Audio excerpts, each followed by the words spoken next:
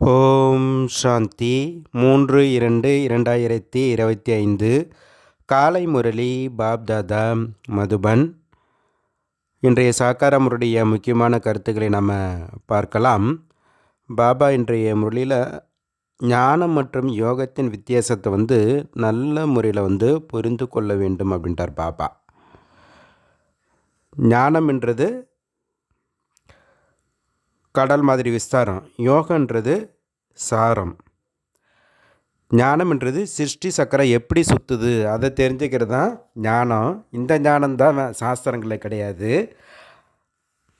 இது ஞானக்கடலாகிய பாபாகிடம் மட்டும்தான் இருக்குது.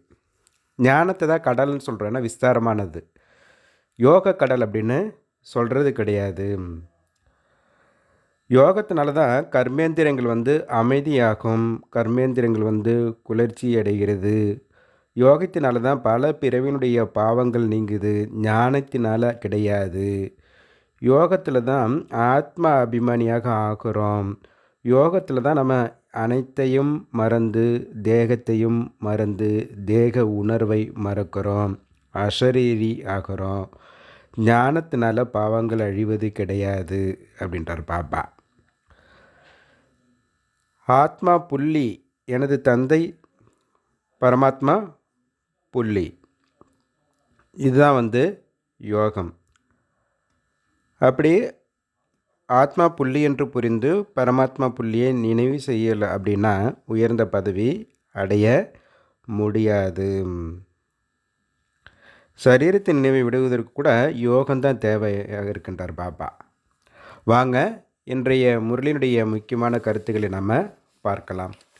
பாபா சொல்கிறாங்க, இனிமையான குழந்தைகளே, ஆத்மா என்னும் ஜோதியில் ஞானம் யோகம் என்னும் நெய்யை ஊற்றினீர்கள் என்றால் ஜோதி எரிந்து கொண்டே இருக்கும். ஒரு விளக்கு இருக்குன்னா அது இருக்கும்போது அது மேலே கவனம் வச்சுட்டே இருப்பாங்க. அது பிரகாசமாக எரிவதற்காக எண்ணெய் அப்பப்போ டாப்அப் பண்ணிகிட்டே இருப்பாங்க. அந்தமாரி நாம் இந்த ஞானம் என்ற நெய்யை இந்த ஆத்மாக்குள்ளார ஊற்றிக்கிட்டே இருந்தோம்னா ஆத்மா பிரகாசமாகிட்டே இருக்கும். ஞானம் மற்றும் யோகத்தின் வித்தியாசத்தை நல்ல விதத்தில் புரிந்து கொள்ள வேண்டும் சொல்கிறார் பாபா. கேள்வி கேட்குறாங்க, பாபாவுடைய காரியம் தூண்டுதலின் மூலம் நடக்க முடியாது, அவர் இங்கு வரத்தான் வேண்டும், ஏன்னு கேட்குறார் பாபா. மேலேருந்து டச் பண்ணி எல்லாத்தையும் பிரேரணை மூலமாகவே செய்ய முடியும், அப்படிலாம் ஒன்றும் நடக்க முடியாதுன்னார் பாபா. பதில் சொல்கிறார், ஏனென்றால் மனிதனுடைய புத்தி முற்றிலும் தமோப்பிரதானமாக இருக்கின்றது. பாபா தூய்மை கடல் இல்லையா? அவர் என்ன சொல்கிறாரோ அதை கேட்ச் பண்ணுற அளவுக்கு நம்முடைய புத்தி தூய்மையாக கிடையாது. ஃப்ரீக்குவென்சி மேட்ச் ஆகலைன்னா எப்படி அங்கேருந்து அந்த பிரேரணையை நம்ம புரிந்து கொள்ள முடியும் இல்லையா? பாபா வருகின்றார், ஆகினால்தான் ஆகாய சிம்மாசனத்தை விட்டு வாருங்கள் என்று பாடப்பட்டுள்ளது. அப்போ அவர் இந்த பூமியில் தன்னுடைய காரியங்களை செய்ய வேண்டியதாக இருக்குது. அதனால தான் பக்தியில் ஆகாச சிம்மாசனத்திட்டு வாருங்கள் கூட கூப்பிட்றாங்க. ஓம் சாந்தி. பக்தர்கள் பாடலை உருவாக்கி உள்ளார்கள். இதனுடைய அர்த்தம் எவ்வளோ நன்றாக இருக்கின்றது. ஆகாய சிம்மாசனத்தை விட்டு வாருங்கள் என்று சொல்கிறார்கள். ஆகாயத்திலிருந்து எந்த ஒரு பொருளும் வர்றது கிடையாது. ஆகாய தத்துவத்தில் நீங்கள் இருக்கீங்க மற்றும் பாபா மகா தத்துவத்தில் இருக்கிறாரு. அதனை பிரம்மம் அல்லது மகா தத்துவம் என்று சொல்கிறார்கள். அங்கே ஆத்மாக்கள் இருக்கின்றன. பாபா கூட அங்கேருந்து தான் கண்டிப்பாக வருவார். யாராவது வருவாங்க இல்லைங்களா, எங்களுடைய ஜோதியை ஏற்றுங்க அப்படின்னு சொல்கிறாங்க. குருடனின் மகன் குருடன் மற்றும் கண்ணுடையர்களின் மகன் கண்ணுடையன் என்று சொல்லப்படுகின்றது. மகாபாரத்தில் அந்த திருதராஷ்டிரன் யுதிஷ்டிரர் 2 பேர். திருதராஷ்டிரன்னா அவர் கண்ணை கட்டியிருப்பாங்க, அதாவது அவங்களுக்கு இந்த ஞானம் என்ற கண் இல்லை, அவங்கள்தான் கௌரவர்கள். யுதிஷ்டிரன்னா ஞானம் என்ற கண்ணுடையவர்கள். இப்பொழுது ராவனுடைய குழந்தைகளாக இருக்காங்க. மாயை ராவணன் அல்லவா, அனைவருக்கும் ராவனுடைய புத்தியாக இருக்குது. இப்போ உங்களுக்கு ஈஸ்வரிய புத்தி கிடைச்சிருக்கு. பாபா இப்பொழுது உங்களுடைய புத்தியின் பூட்டை திறந்து கொண்டிருக்கின்றார். ராவணன் பூட்டை பூட்டி விடுகின்றான். யாரும் எந்த விஷயத்தையும் புரிந்து கொள்ளவில்லை என்றால் கல்புத்தி என்று சொல்கிறார்கள். பாபா இங்கே ஜோதியை ஏற்றுகிறார் அல்லவா, தூண்டுதலின் மூலம் காரியம் நடக்குமா என்ன? சதோ பிரதானமாக இருந்த ஆத்மாவின் சக்தி இப்பொழுது குறைந்து விட்டது, தமோ பிரதானமாக ஆகிவிட்டது. ஒரேடியாக மங்கி போய்விட்டது. மனிதர்கள் யாராவது இறந்து விட்டார்கள் என்றால் அவங்களுக்கு தீபம் ஏற்றுகிறார்கள்.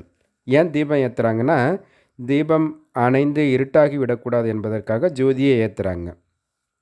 இங்கே ஜோதி, இந்த ஸ்தூலமான ஜோதி ஏற்படும் மூலமாக அங்கே எப்படி வெளிச்சம் ஏற்படும், எதையும் புரிஞ்சுக்கிறது கிடையாது. இப்போ நீங்கள் கூர்மையான புத்தி உடையவர்களாக ஆகின்றீர்கள். அதாவது ஆத்மா சொர்க்கத்துக்கு போகிறதுக்காக வழி தெரியணும் அப்படின்றதுக்காக அந்த விளக்கு ஏற்றுறாங்க. இந்த ஸ்தூலமான விளக்கு ஏற்றுறதுனால எப்படி ஆத்மா சொர்க்கத்துக்கு போகும்? இப்போ நீங்கள் கூர்மையான புத்தியுடலாக ஆகிறீங்க. நான் உங்களை தூய்மையான புத்தியுடலாக மாற்றுகின்றேன் என்று பாபா கூறுகின்றார். ஞானம் என்னும் நெய் ஊற்றுகின்றேன். இது கூட புரிய வைக்க வேண்டிய விஷயமாகும். ஞானம் மற்றும் யோகம் தனிப்பட்டதாகும். யோகத்தை ஞானம் என்று சொல்ல முடியாது. பகவான் என்னை நினைவு செய்யுங்கள் என்ற ஞானத்தை கொடுத்திருக்கின்றார் அல்லவா என்று சிலர் புரிந்து கொள்கிறார்கள். ஆனால் இதை ஞானம் என்று சொல்ல முடியாது. என்னை நினைவு செய்யுங்கள் பாபா சொல்கிறாருன்னா அது அவருடைய டைரெக்ஷன், நாம் ஃபாலோ பண்ணுறதுக்காக பாபா சொல்கிறாரு. அவ்வளோதான். இது ஒரு பொதுவான விஷயம். இதெல்லாம் ஞானம்னு சொல்லப்படுவது கிடையாது அப்படின்றார் பாபா. நாம் ஆத்மாக்கள், நம்முடைய தந்தை பரமாத்மா. இதனை ஞானம் சொல்ல முடியுமா என்ன? பாபாவை அழைக்கிறாங்க. ஞானம் என்பது நாலேஜ் ஆகும். சில பேர் எம்ஏ பிஏ படிக்கிறாங்க. எவ்வளோ புத்தகங்கள்லாம் படிக்க வேண்டியிருக்கு. நீங்கள் என்னுடைய குழந்தைகள். பாபா சொல்கிறாரு, நான் உங்களுடைய தந்தையாக இருக்கின்றேன். என்னிடம் யோகம் ஈடுபடுத்துங்கள், அதாவது நினைவு செய்யுங்கள். இதை ஞானம்னு சொல்ல முடியாது அப்படின்றார் பாபா. பாபா சொல்கிறாங்க, குழந்தையுடைய புத்தியில் ஞானம் மற்றும் யோகத்துடைய வித்தியாசம் தெளிவாக இருக்க வேண்டும். பாபா டைரெக்ஷன், அதுதான் என்ன நினைவு செய்யுங்கன்னு சொல்லிட்டு டைரெக்ஷன் கொடுக்குறாரு. அதுதான் யோகன்னு சொல்லப்படுது. சிருஷ்டி சக்கரை எப்படி சுற்றுகிறது என்பது தான் ஞானமாகும். யோகம் என்றால் நினைவு ஆகும். குழந்தையுடைய கடமையே என்னென்னா தந்தையை நினைவு செய்வது. அது லௌகிகம், இது பரலோகிகம். என்னை நினைவு செய்யுங்கள் என்று பாபா கூறுகின்றார். எனவே ஞானம் தனிப்பட்ட பொருளாக ஆகிவிட்டது. ஸ்தூல தந்தையை நினைவு செய்யுங்கள் என்று குழந்தைகளுக்கு சொல்ல வேண்டி இருக்கிறதா என்ன? பிறந்த உடனேயே குழந்தைக்கு அப்பாவுடைய நினைவு தான் இருக்குது. ஆனால் இங்கே பாருங்கள், ஆன்மீகத்தில் தந்தையுடைய நினைவை ஏற்படுத்த வேண்டி இருக்கின்றது. இதில் உழைப்பு தேவைப்படுகிறது என்றார் பாபா. தங்களை ஆத்மா என்று புரிந்து பாபாவை நினைவு செய்யுங்கள். இது மிகவும் உழைப்பிற்கான காரியமாகும். அதனால்தான் யோகா நிற்பதில்லைன்னு பாபா சொல்கிறாரு. பாபா நினைவு மறந்து விடுகிறது என்று குழந்தைகள் எழுதுகிறாங்க. ஞானம் மறந்து விடுகிறதுன்னு ஒருபோதும் சொல்கிறது கிடையாது. ஏன்னா ஞானம் மிகவும் சகஜமானது. நினைவை ஞானம் என்று சொல்லப்படுவதில்லை. ஞானத்தில் எந்த ஒரு தடையும் வர்றது இல்லை, புயல் வர்றது கிடையாது. ஆனால் யோகத்தில் தான் என்ன ஆகுது, மாயினுடைய புயல் நிறைய வருகிறது அப்படின்றார் பாபா.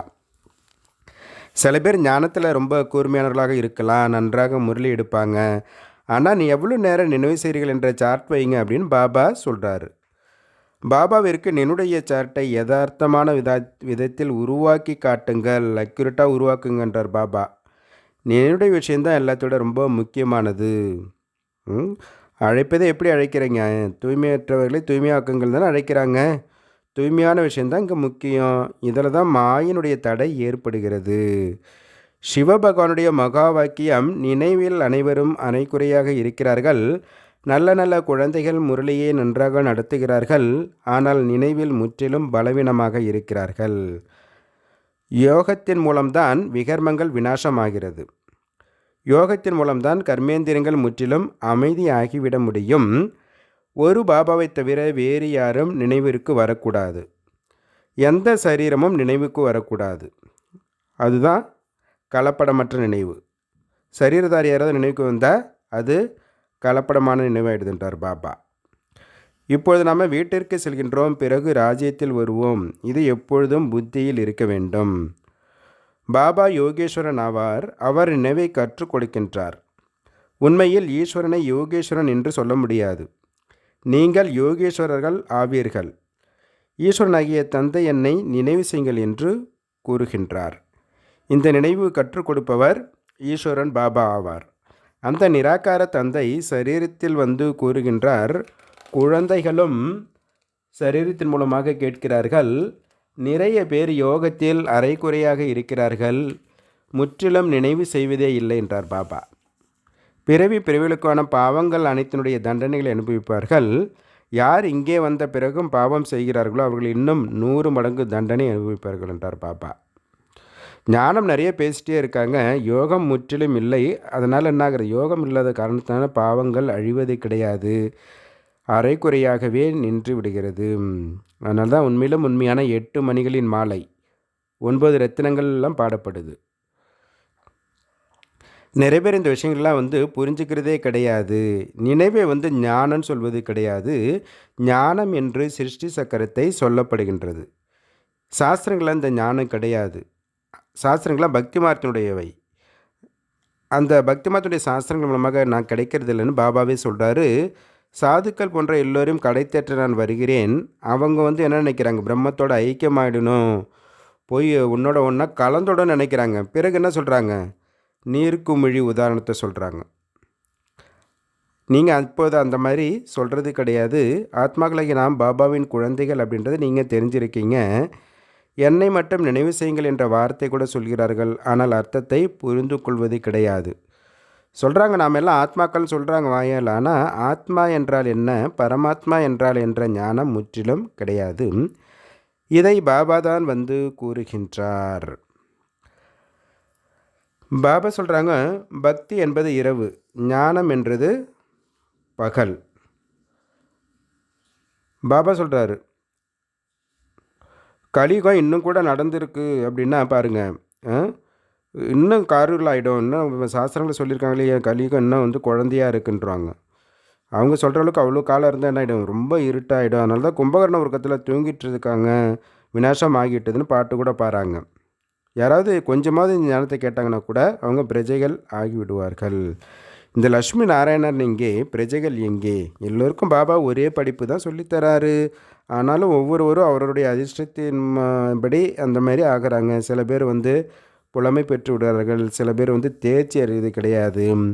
ராமருக்கு ஏன் அந்த வில் அடையாளம் கொடுத்துருக்காங்கன்னா அவங்க தேர்ச்சி அடையலை அப்படின்றார் பாபா. இது கூட கீதா பாடசாலை. சிலர் எந்த மதிப்பெண்ணும் எடுக்க தகுதியற்றவர்களாக இருக்கின்றார்கள். நான் ஆத்மா புள்ளியாக இருக்கின்றேன், பாபாவும் புள்ளியாக இருக்கின்றார். இப்படி அவரை நினைவு செய்ய வேண்டும். யார் இந்த விஷயத்தை கூட புரிந்து கொள்ளவில்லை என்றால் அவர்கள் என்ன பதவி அடைவார்கள் அப்படின்றார் பாபா. நினைவில் இல்லாத காரணத்தினால் அதிக நஷ்டம் ஏற்படுது. என்னுடைய பலம் நிறைய அதிசயத்தை செய்ய வைக்குது அப்படின்றார் பாபா. கர்மேந்திரங்கள் முற்றிலும் அமைதியாக குளிர்ச்சியாக ஆக்கிவிடுகின்றது.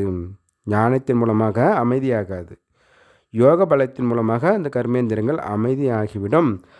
எங்களுக்கு கீதையின் ஞானத்தை சொல்லுங்கள் என்று பாரதவாசிகள் அழைக்கிறார்கள். இப்பொழுது யார் வருவாங்க?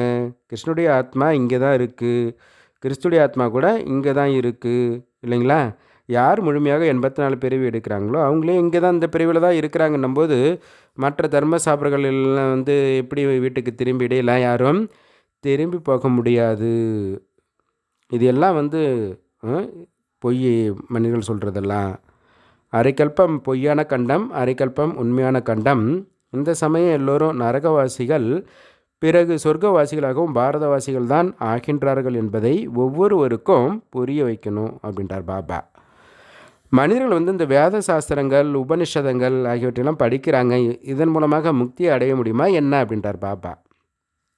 எல்லோரும் இந்த ஏணிப்படியில் பிறவி எடுத்து இறங்கி ஆகத்தான் வேணும். ஏன்னா சிருஷ்டியில் ஒவ்வொரு பொருளுமே சதோ ரஜோ தமோ நிலையில் கண்டிப்பாக வருகிறது. புதிய உலகம் என்று எதை சொல்லப்படுகிறதுன்ற ஞானம் யாருக்கிட்டையும் கிடையாது. பாபா அதை முன்னால் அமர்ந்து புரிய வைக்கிறாரு. தேவி தேவதா தர்மத்தை யார் எப்பொழுது ஸ்தாபனை செஞ்சாங்க? பாரதவாசிகளுக்கு எதுவுமே இது தெரியறது கிடையாது. அதனால தான் பாபா புரிய வைக்கிறாங்க. ஞானத்தில் எவ்வளோதான் நன்றாக இருந்தாலும் யோகத்தில் நிறைய குழந்தைகள் தேர்ச்சி பெறுறது கிடையாது. யோகம் இல்லைன்னா விகர்மங்கள் விநாசமாகாது, உயர்ந்த பதவியை அடைய மாட்டாங்க. யார் யோகத்தில் தீவிரமாக இருக்கின்றார்களோ அவர்கள்தான் உயர்ந்த பதவியை அடைவார்கள். அவருடைய கர்மேந்திரங்கள் முற்றிலும் குளிர்ச்சியாகி விடுகிறது. தேகத்தின் கூடவே அனைத்தையும் மறந்து ஆத்ம அபிமானியாக ஆகிவிடுகிறார்கள். யார்? யோகத்தில் இருக்கக்கூடியவங்க. நாம் அசரீரியாக இருக்கின்றோம், இப்பொழுது வீட்டிற்கு செல்கின்றோம். இப்பொழுது இந்த சரீரத்தை விட வேண்டும் என்று எழும்போதும் அமரும்போதும் புரிந்து கொள்ளுங்கள். நாம் நடிப்பை நடித்தோம், இப்பொழுது வீட்டிற்கு செல்கின்றோம். எப்படி பாபாவிடத்தில் ஞானம் இருக்கின்றதோ அப்படி ஞானம் நமக்கு கிடைச்சிருக்கு. பாபா யாரையும் நினைவு செய்ய வேண்டியது கிடையாது. குழந்தைகளாகிய நீங்கள் தான் நினைவு செய்ய வேண்டும். பாபாவை யோக கடல் அப்படின்னு சொல்ல முடியாது, ஞானக்கடல் அப்படின்னு சொல்லப்படுகிறது அல்லவா. சக்கரத்தின் ஞானத்தை சொல்கிறாரு மற்றும் தன்னுடைய அறிமுகத்தை கொடுக்குறாரு.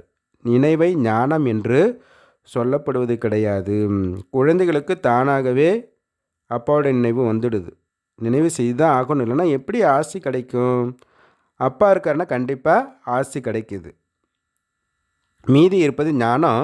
நாம் எப்படி 84 பிறவிகள் எடுக்கின்றோம், தமோ பிரதானத்திலிருந்து சதோ பிரதானமாக, சதோ பிரதானத்திலிருந்து தமோ பிரதானமாக எப்படி ஆகின்றோம் என்பதை பாபா புரிய வைக்கின்றார். இப்பொழுது பாபாவின் நினைவின் மூலம் சதோ பிரதானமாக ஆக வேண்டும். ஆன்மீக குழந்தைகளாகிய நீங்கள் ஆன்மீக தந்தையிடம் வந்துள்ளீர்கள். அவருக்கு சரீரத்தின் ஆதாரம் வேண்டுமல்லவா. நான் வயதான சரீரத்தில் பிரவேசிக்கின்றேன் என்று கூறுகின்றார். பரகாய பிரவேசம், இன்னொருடைய உடலில் பிரவேசமாகிறார். அதன் மூலமாக உலகிற்கு நன்மை ஏற்படுகின்றது. இது பாக்கியசாலி ரதம். இதன் மூலம் எவ்வளவு சேவை நடக்கிறது பாருங்கன்றார். எனவே இந்த சரீரத்தின் உணர்வை விடுவதற்கு நினைவு தேவை. அதிகம் நினைவை கற்றுக் கொடுக்க வேண்டும். ஞானம் ரொம்ப சகஜம். சின்ன குழந்தை கேட்டால் கூட சொல்லிடும் இல்லையா. ஒருவருடைய நினைவு மட்டுமே இருக்க வேண்டும். இதுதான் கலப்பிடமில்லாத நினைவு என்று சொல்லப்படுகிறது. யாருடைய சரீரத்தையாவது நினைவு செய்தால் அது கலப்படமான நினைவாகும். நினைவின் மூலம் அனைவரையும் மறந்து, அதாவது அனைத்தையும் மறந்து அஷரீரி ஆக வேண்டும் அப்படின்றார் பாபா. பாபா தாரணைக்கான முக்கிய சாரம் சொல்கிறாங்க. 1, நினைவினுடைய பலத்தின் மூலம் தங்களுடைய கர்மேந்திரங்களை குளிர்ச்சியாக அமைதியாக ஆக்க வேண்டும். முழுமையாக தேர்ச்சி பெறுவதற்காக யதார்த்தமான முறையில் பாபாவை நினைவு செய்து தூய்மையாக ஆக வேண்டும்.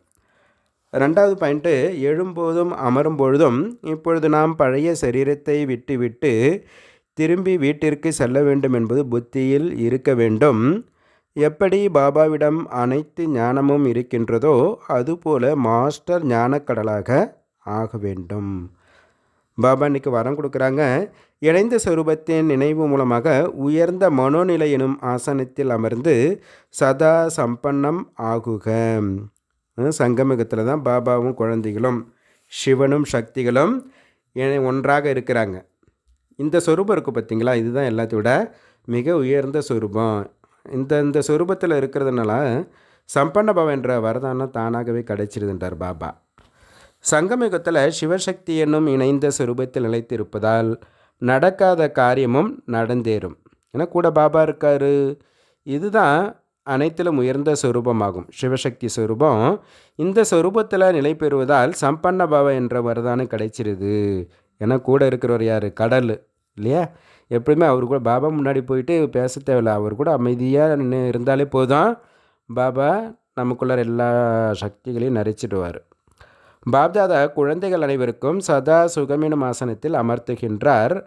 சதா இதே ஆசனத்தில் அமர்ந்திருந்தால் அதீந்திரிய சுகமெனும் ஊஞ்சலில் ஆடிக்கொண்டே இருப்பீர்கள். மறதி எனும் சமஸ்காரமே மறைந்து போகும் அப்படின்றார் பாபா. ஸ்லோகன் சொல்கிறாரு. சக்தி வாய்ந்த உள்ளுணர்வு மூலமாக ஆத்மாக்களை யோகிகளாக மாற்றுங்கள் அப்படின்றார் பாபா. நல்லது.